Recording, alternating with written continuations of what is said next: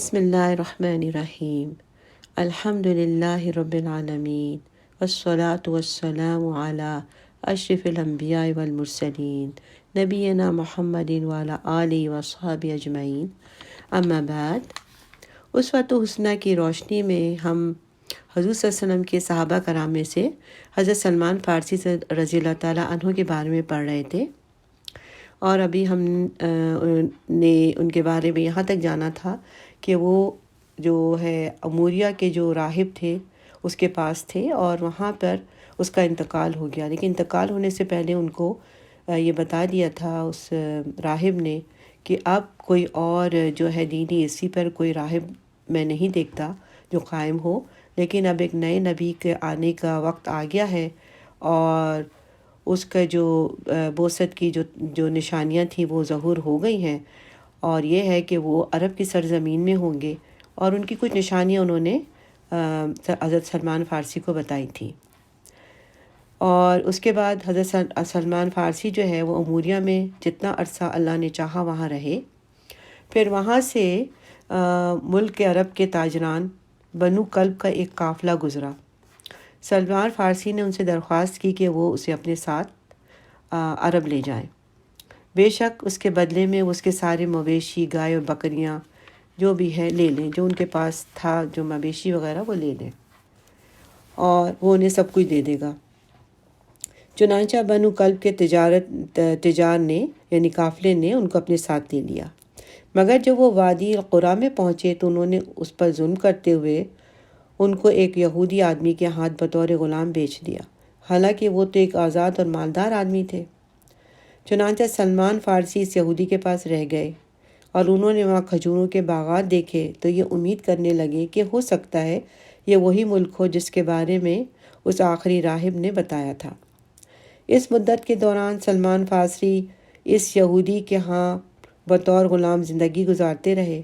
اس یہودی کا ایک چچا زاد بھائی تھا جس کا تعلق بنو قریظہ یعنی یہود یثرب سے تھا، یعنی مدینہ منورہ سے اس کے پاس آیا تھا۔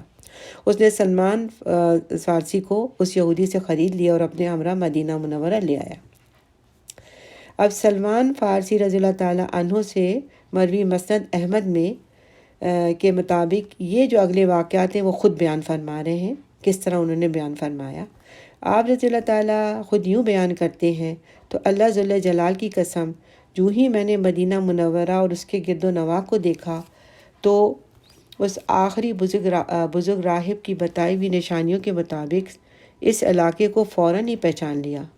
چنانچہ میں نے وہاں اقامت اختیار کر لی، اور ادھر اللہ تعالیٰ نے اپنے رسول صلی اللہ علیہ وسلم کو مکہ میں مبعوث کر دیا تھا، یعنی مکہ میں حضور صلی اللہ علیہ وسلم رسول کو نبوت مل چکی تھی۔ آپ صلی اللہ علیہ وسلم مکہ میں قیام پذیر تھے، اور جب تک اللہ نے چاہا آپ وہیں رہے، مگر میں اپنی غلامانہ مشغولیت کی بنا پر نبی صلی اللہ علیہ وسلم کا کوئی تذکرہ نہیں سن پا رہا تھا۔ پھر آپ صلی اللہ علیہ وسلم ہجرت فرما کر مدینہ منورہ آ گئے۔ ایک دن کی بات ہے کہ بخدا میں اپنے مالک کی پکی ہوئی کھجوروں کے درخت پر چڑھا کام میں مشغول تھا، اور میرا مالک وہاں بیٹھا ہوا تھا کہ اس کا ایک چچا زاد بھائی وہاں آ کر اس کے پاس کھڑا ہو گیا اور کہنے لگا، بنو قیلہ کے فلاں بندوں کو اللہ تباہ و برباد کر دے، اللہ کی قسم وہ اس وقت قباء میں ایک شخص کے گرد جمع ہے جو آج ہی مکہ چھوڑ کر یہاں پہنچا ہے، اور سمجھتے ہیں کہ یہ شخص پیغمبر ہے۔ حضرت سلمان بیان کرتے ہیں، میں نے جو ہی یہ بات سنی میرے اوپر کپ کپی طاری ہو گئی، حتیٰ کہ مجھے یقین ہو گیا کہ میں درخت سے نیچے اپنے مالک کے اوپر گر جاؤں گا، مگر میں آہستہ آہستہ نیچے اترا، اپنے مالک کے چچا زاد بھائی سے کہنے لگا، کیا کہہ رہے ہو؟ ابھی تم کیا کہہ رہے تھے؟ میرے مالک نے سخت غصے میں آتے ہوئے مجھے ایک شدید تھپڑ رسید کیا، اور پھر اس نے کہا تمہیں اس سے کیا غرض، جاؤ اپنا کام کرو۔ میں نے کہا نہیں، کچھ نہیں، تمہارے چچا زاد نے جو کچھ کہا ہے میں تو صرف اس کو دوبارہ سننا چاہتا تھا۔ پھر حضرت سلمان فارسی نے اپنی محنت سے اپنے پاس کھانے پینے کے لیے کچھ سامان جمع کر رکھا تھا۔ جب شام ہوئی تو انہوں نے یہ سامان لیا اور قباء میں رسول صلی اللہ علیہ وسلم کے پاس حاضر ہو گئے۔ آپ صلی اللہ علیہ وسلم کے پاس آ کر سلمان کہنے لگے، مجھے اس بات کی اطلاع ملی ہے کہ آپ ایک صالح آدمی ہیں، اور آپ کے ہمراہ کچھ ایسے پردیسی ہیں جو نہایت ضرورت مند ہیں۔ میرے پاس صدقے کا کچھ مال جمع تھا اور میں نے آپ حضرات کو دوسروں کی نسبت زیادہ حقدار پایا، اسے آپ قبول فرمائیں۔ میں نے کھانے پینے کی وہ چیزیں آپ صلی اللہ علیہ وسلم کے قریب کر دیں۔ رسول صلی اللہ علیہ وسلم نے اپنے صحابہ کرام سے فرمایا، تم لوگ کھا لو، اور اپنا دست مبارک روک رکھا اور اس کھانے میں کچھ بھی نہ کھایا۔ میں نے اپنے جی میں کہا کہ پہلی علامت تو درست ثابت ہو گئی۔ پھر میں آپ صلی اللہ علیہ وسلم کے پاس سے اٹھ کر چلا آیا، مزید کچھ کھانے پینے کی چیزیں جمع کی۔ تب تک رسول صلی اللہ علیہ وسلم قباء سے مدینہ منورہ منتقل ہو چکے تھے۔ میں دوبارہ پھر آپ صلی اللہ علیہ وسلم کے پاس حاضر ہوا اور عرض کیا میں نے دیکھا کہ میں نے دیکھا آپ صلی اللہ علیہ وسلم صدقہ نہیں کھاتے، اب یہ میں ہدیے میں کچھ چیزیں لایا ہوں، اس کے ساتھ ہی میں آپ کی تکریم کرنا چاہتا ہوں۔ سلمان بیان کرتے ہیں کہ اس بار نبی صلی اللہ علیہ وسلم نے اس کھانے میں خود بھی کھایا اور اپنے ساتھ اپنے اصحاب کو بھی کھانے کا حکم دیا، چنانچہ انہوں نے بھی کھایا۔ میں نے اپنے جی میں کہا یہ دوسری علامت بھی صحیح نکلی، یوں یہ دونوں نشانیاں پوری ہوئیں۔ تیسری بار میں پھر رسول صلی اللہ علیہ وسلم کے پاس حاضر ہوا، اس وقت آپ بقیع الغرقد میں تھے۔ آپ صلی اللہ علیہ وسلم اپنے کسی صحابی کے جنازے کے ساتھ یہاں تشریف لائے تھے۔ آپ صلی اللہ علیہ وسلم کے سر پر جو پگڑی تھی اس کے 2 شملے تھے اور آپ صلی اللہ علیہ وسلم اپنے اصحاب میں تشریف فرما تھے۔ میں نے آپ کو سلام کیا اور گھوم کر آپ صلی اللہ علیہ وسلم کی پشت والی جانب آ گیا تاکہ میں آپ صلی اللہ علیہ وسلم کے دونوں کندھوں کے درمیان اس ختم نبوت کو دیکھ سکوں جس کے بارے میں میرے ساتھی اموریہ والے راہب نے مجھے بتایا تھا۔ رسول صلی اللہ علیہ وسلم نے جب مجھے دیکھا تو میں آپ صلی اللہ علیہ وسلم کے گرد گھوم رہا ہوں تو آپ صلی اللہ علیہ وسلم اس بات کو جان گئے کہ میں کسی ایسی علامت کی تصدیق چاہتا ہوں جو مجھے بیان کی گئی ہے، تو آپ صلی اللہ علیہ وسلم نے اپنے اوپر والی چادر کو اپنی پشت سے سرکایا اور میں نے اس ختم نبوت کو دیکھ کر پہچان لیا۔ پھر آپ صلی اللہ علیہ وسلم نے چمٹ کر اس ختم نبوت کو بوسہ دیتے ہوئے رونے لگا۔ رسول صلی اللہ علیہ وسلم نے فرمایا، ارے پھر کر ادھر آؤ، تو میں پیچھے سے سامنے کی جانب آ گیا اور آپ صلی اللہ علیہ وسلم کو اپنی ساری آپ بیتی بیان کی۔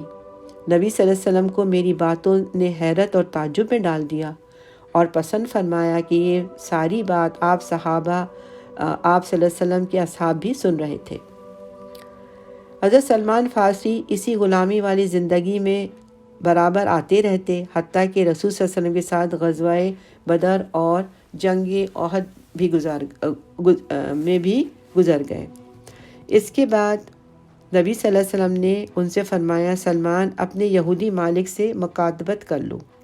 سلمان بیان کرتے ہیں کہ پھر میں نے اپنے مالک کے ساتھ 300 کھجوروں کے بدلے مکاتبت کر لی کہ میں یہ پودے گاڑ کر اس کے لیے پرورش کروں گا اور اس کے ساتھ ساتھ 40 اوقیہ چاندی بھی دوں گا۔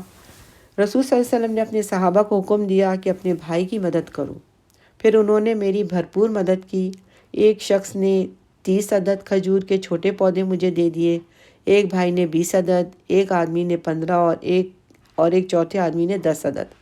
غرضہ جس کو جتنی استطاعت رکھتا تھا اس نے دے دیے، یہاں تک کہ میرے پاس 300 کھجور کے چھوٹے پودے جمع ہو گئے۔ تب رسول صلی اللہ علیہ وسلم نے فرمایا، سلمان جاؤ ان پودوں کے جا کے گھڑے کھود دو اور جب تم فارغ ہو جاؤ تو میرے پاس آ جانا، ان پودوں کو ان گھڑوں میں اپنے ہاتھوں سے خود رکھوں گا۔ سبحان اللہ۔ چنانچہ میں نے ان پودوں کے لیے گھڑے کھود دیے۔ میرے ساتھیوں نے بھی اس کام میں میری مدد کی، حتیٰ کہ جب میں اس کام سے فارغ ہو گیا تو رسول صلی اللہ علیہ وسلم کے پاس آیا اور آپ کو خبر دی۔ بس رسول صلی اللہ علیہ وسلم میرے ساتھ گھڑوں کی طرف نکلے، ہم پودوں کو آپ صلی اللہ علیہ وسلم کے قریب کرنے لگے۔ آپ صلی اللہ علیہ وسلم نے اپنے دست مبارک سے ان کو گھڑوں میں رکھنے لگے۔ اس ذات اقدس کی قسم جس کے ہاتھ میں سلمان کی جان ہے، ان پودوں میں سے ایک بھی نہ مرا، سب چل پڑے۔ یوں میں نے کھجوروں کے درخت ادا کر دیے، باقی میرے اوپر نقدی رہ گئی تھی۔ اور پھر ایک دفعہ رسول صلی اللہ علیہ وسلم کے پاس کسی غزوے کے نتیجے میں مرغی کے انڈے کے برابر سونا غنیمت کے خمس میں آیا۔ آپ صلی اللہ علیہ وسلم نے پوچھا سلمان فارسی سے، مکاتبت کی رقم کا کیا کیا؟ تو پھر مجھے نبی صلی اللہ علیہ وسلم کے پاس بلایا گیا۔ آپ نے فرمایا، سلمان یہ لے لو اور جو تمہارے پر نقد مال واجب ہے اسے دے دو۔ میں نے عرض کیا ہے اللہ کے رسول صلی اللہ علیہ وسلم، میرے اوپر واجب ادا 40 اقیہ چاندی کے مقابل ہے، یہ سونا کہاں پورا ہوگا؟ آپ صلی اللہ علیہ وسلم نے فرمایا تم اسے لے جاؤ، اللہ تبارک و تعالیٰ تمہاری طرف سے ادائیگی کا خود انتظام فرما دیں گے۔ چنانچہ میں نے یہ سونا لیا اور اسے تول کر یہودی کو دے دیا۔ اس ذات اقدس کی قسم جس کے ہاتھ میں میرے سلمان کی جان ہے، یہ سونا پورا 40 اقیہ چاندی کے برابر ہوا۔ میں یہودیوں کو ان کا پورا حق دے کر آزاد ہو گیا۔ پھر میں نے رسول صلی اللہ علیہ وسلم کے ہمراہ غزوہ خندق میں شریک ہوا۔ اس کے بعد کوئی بھی غزوہ اور سریہ مجھ سے نہ رہا گیا، میں ہر ایک میں شریک ہوا۔ غزوہ خندق میں آپ کو معلوم ہے نا کہ حضرت سلمان فارسی جو ہے وہ انہی کے مشورے سے خندق کھودی گئی تھی۔ یہ ایک نئی چیز تھی جو عرب میں نہیں تھی، لیکن یہ فارس میں خندق کھودنے کا رواج تھا، تو یہ ان کے لیے نئی تھی۔ جب کفار مکہ جو ہے لڑنے کے لیے آئے تو یہ نئی چیز دیکھ کے وہ بھی حیران رہ گئے تھے۔ تو یہ ایک جو خندق کھودی گئی تھی یہ سلمان فارسی کے مشورے سے کھودی گئی تھی۔ سلمان فارسی رضی اللہ تعالیٰ عنہ کی جو فضیلت ہے صحابہ کے درمیان بہت ہی زیادہ تھی، بہت فضیلت تھی۔ یعنی سلمان فارسی یوں تو ایک شخص سے دوسرے شخص کے پاس منتقل ہوتے رہے، ملک در ملک پھرتے پھراتے آخر رسول صلی اللہ علیہ وسلم کے پاس پہنچ گئے، تو آپ کے ساتھی اور صحابی بن گئے، اور اہل ایمان کے درمیان آپ کی بڑی شان و فضیلت بن گئی۔ لیکن ان کی ناراضگی اللہ کی ناراضگی بن گئی، اور اللہ تبارک و تعالیٰ اس کے غصے کے لیے خود بھی غصہ ہو جاتے، یعنی ان کا اتنا بڑا رتبہ ہو گیا کہ اللہ تعالیٰ جو ہے اگر وہ ناراض ہوتے تو اللہ تعالیٰ کی ناراضگی بن جاتی، اور ان کا جو غصہ تھا اللہ تعالیٰ کا غصہ بن جاتا۔ اور سلمان فارسی رضی اللہ تعالیٰ عنہ نے ایران کی جو ہے جنگ میں ایران کے بعض حصوں کو فتح بھی کیا۔ نبی صلی اللہ علیہ وسلم کی وفات کے بعد بھی صحابہ کرام کے ساتھ مل کر سلمان فارسی رضی اللہ تعالیٰ عنہ نے جہاد جاری رکھا۔ پھر 16 ہجری میں سلمان فارسی نے جنگ قادسیہ میں کامیابی کے بعد اپنے ملک ایران کی فتح کے دوران سیدنا سعد بن ابی وقاص کا پورا ساتھ دیا۔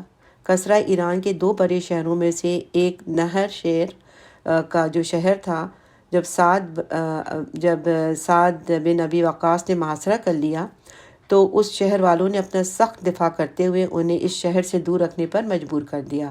تو جناب سعد بن ابی وقاص نے حضرت سلمان فارسی رضی اللہ تعالیٰ عنہ کو ان کی طرف اپنا نمائندہ بنا کر بھیجا۔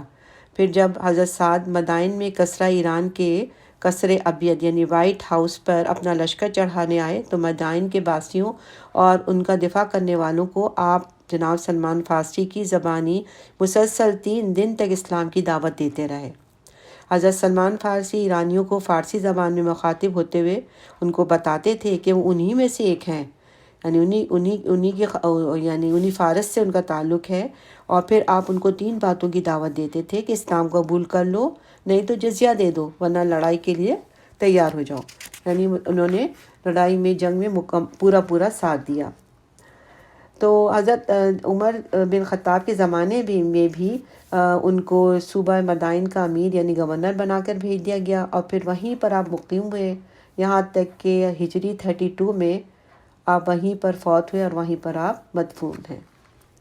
رضی اللہ عنہ ورضوا عنہ، آمین یا رب العالمین۔ ربنا تقبل منا انک انت السمیع العلیم وتب علینا انک انت التواب الرحیم۔ اللہم صلی علی محمد وعلی آل محمد واصحابہ اجمعین، آمین یا رب العالمین۔